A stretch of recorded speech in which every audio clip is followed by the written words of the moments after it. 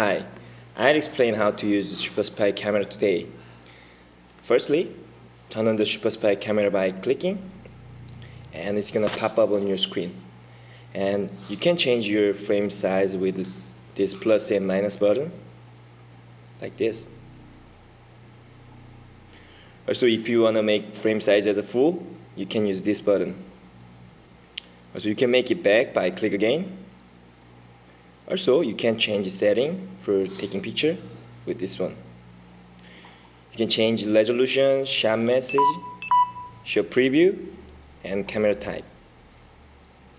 After finish changing your setting, you can take a picture, just touch the screen, or with this button. Each time you touch the screen, the picture will be taken without any sounds. And that's why we call this as spy camera, and the picture will be saved automatically in your gallery. And here is our special function, which is called auto shot.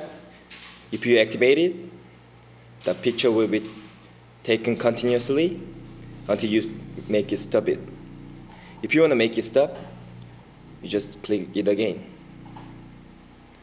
And you can check out your pictures at the gallery. And now you can see what you've taken. And thank you for interesting in our Super Spy camera.